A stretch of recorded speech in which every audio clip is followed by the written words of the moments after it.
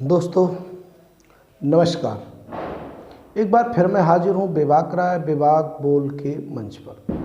मित्रों, आज मैं बात करूँगा गिरती हुई पत्रकारिता की साख। इस तरह से पत्रकारिता चौथा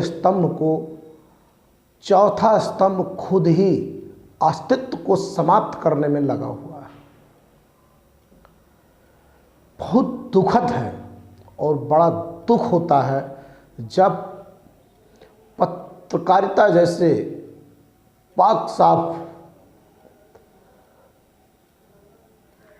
सामाजिक कार्य करने वाले लोग बड़े बड़े चैनलों में बैठ करके सरकार की दलाली करते हैं तो निश्चित तौर से दुख होता है। कभी वक्त था चैनल के एक खबर को लोग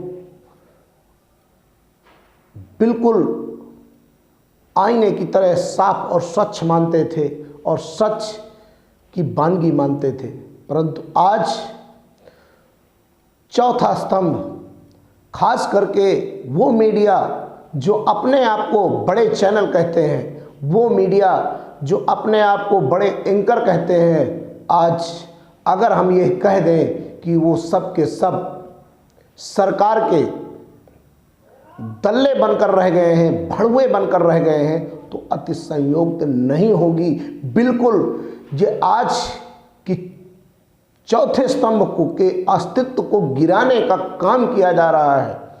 सवाल जब पूछने चाहिए तब आप मोदी जी के आने से कैसा लगा, कैसा महसूस कर रहे हैं, ये शब्द बनता है। मोरबी के हादसे में जब लोग वहाँ पत्रकार, कुछ नेशनल चैनल के लोग गए, तो जो पीड़ित परिवार थे जिनसे मोदी जी मिले थे, उनसे चैनल वाले पूछ रहे हैं कि बताएं आपको कैसा लगा मोदी जी के मिलने से। उनका परिवार उजड़ गया है, किसी का बच्चा खत्म हो गया है, किसी का लड़का खत्म हो गया है, सब अच्छत बिछत हैं, और आप चाटुकारिता में इतने मस्त हैं कि आप उन पीड़ित परिवारों से यह पूछ रहे हैं कि मोदी जी के आने से आपको कैसा लगा। हद हो गई सरकार की चाटुकारिता की, इंतहा कर दी आपने, सच में इंतहा कर दी आपने। पत्रकारिता को गिराने की कोई कसर नहीं छोड़ी। कैसे लोग विश्वास करेंगे? आप सच भी दिखाओगे ना तो लोग आप पर बिलीव नहीं करेंगे, विश्वास नहीं करेंगे। इसलिए अभी भी सुधर जाओ, कुछ बिगड़ा नहीं है, बस आपका नाम जरूर दल्लों में आ गया है। बिल्कुल कोई भी आपको देखना नहीं चाहता, कोई भी आपको सुनना नहीं चाहता। आपका ग्राफ गिर चुका है। आपके चैनल में आपकी सूरत आने के बाद लोग चैनल बदल लेते हैं। मानता हूं कि आपके मालिक जो चैनल हैं वो सरकार के नुमाइंदे हैं, पर आप अपनी साख तो बचा सकते हो। अगर आपको वास्तव में अपने हिसाब से और पत्रकारिता की गरिमा बचाते हुए काम नहीं करने दिया जा रहा तो इस्तीफा दे दो, इज्जत ज़्यादा होगी, आपका कम से कम नाम तो बदनाम नहीं होगा। वरना आने वाले वक्त में आपके बच्चे आपके मुंह पर थूकेंगे और कहेंगे कि पापा, जब आपको जनता की बात करनी चाहिए थी तब आप सरकार की दलाली कर रहे थे, तब आप सरकार से जब आपको प्रश्न पूछना चाहिए था तब आप सरकार के बचाव में खड़े थे।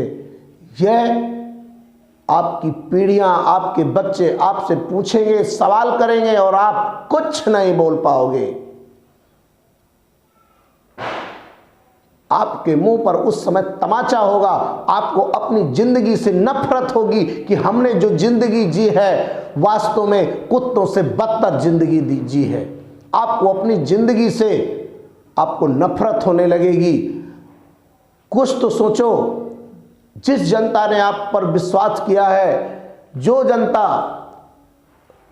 आपके एक खबर को सच मान लेती है, उस जनता के साथ आप धोखा कर रहे हैं। मोरबी में इतना जघन्य अपराध हुआ, मोरबी में सोची समझी साजिश के तहत उस पुल का जो पुल मेंटेनेंस नहीं मांग रहा था, वो पुल पूरी तरह से रिपेयर मांग रहा था, उसका नवीनीकरण होना चाहिए था, परंतु उसका मेंटेनेंस करने के बाद उसको खोल देने के लिए डीएम को, वहां के मोरबी की डीएम को खत लिखा गया ओरेया कंपनी की तरफ से। पूरा का पूरा जो कुनबा है वो दोषी है, वहां मौतें हुई हैं, मातम है लोगों के घरों में, और आप जब उनके हित की बात करनी चाहिए थी, उनकी परिवारों के साथ खड़ा रहना चाहिए था, तब आप सरकार की बचाव में खड़े हैं। अरे शर्म नहीं आती आपको? आप अपने आप को मीडिया कहते हैं। अरे आपसे अक्षर तो वो लोग हैं,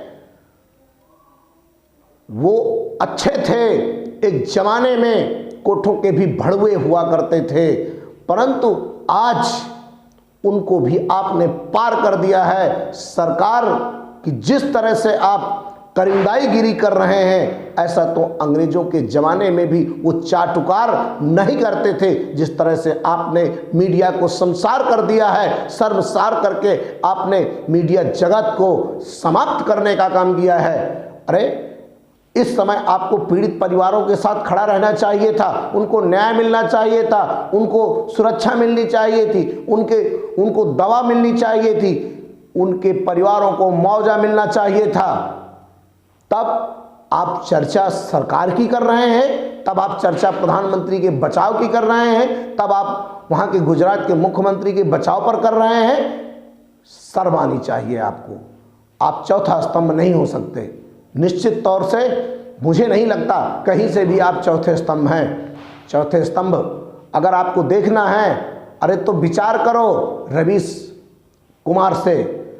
समझो आज कनाडा में बैठकर 5000 की भीड़ वाले हाल में खचाखच देखा गया, एक भी सीट नहीं थी। रवीश पर फिल्म बनी तो पूरा कनाडा उमड़ पड़ा उसे देखने के लिए। ये होती है पत्रकारिता। पत्रकारिता का मतलब ये नहीं होता कि आप वो सच भी न दिखाओ जो सच दुनिया को दिख रहा है। इतना निम्न स्तर पे आप लोग गिर जाएंगे कि आप मौतों का भी सौदा कर लेते हैं, मातम का भी सौदा कर लेते हैं, उसके भी पैसे ले लेते हैं। हद हो गई चाटुकारिता की है। अपने आप को मीडिया के एंकर कहते हैं। मुझे तो शर्म आती है। आपको मीडिया या मीडिया के से जोड़ने में शर्म आती है। कैसे आप लोग हैं और कैसे वो चैनल चलाने वाले लोग हैं। अरे इससे अच्छा तो आप कोई और व्यापार कर लेते तो कम से कम आपके ऊपर आरोप न लगता कि चौथा स्तंभ इतना बिक चुका है। आपके कारण आज मीडिया वालों को, अगर कोई सच्चा मीडिया कर्मी भी जाता है तो उसे मुंह दिखाने में शर्म आती है, उसे बात करने में आप अपने आप को कायली महसूस होती है, सिर्फ आप जैसे चंद लोगों की बदौलत।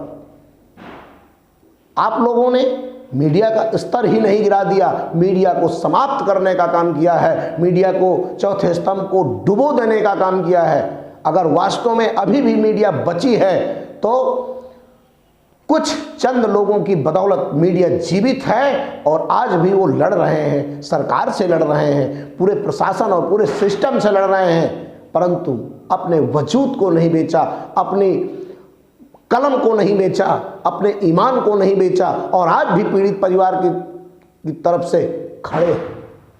मैं पहला नाम रवीश जी का लूँगा, प्रसन्न कुमार वाजपेयी का लूँगा, अभिसार शर्मा का लूँगा, प्रज्ञा शुक्ला का लूँगा।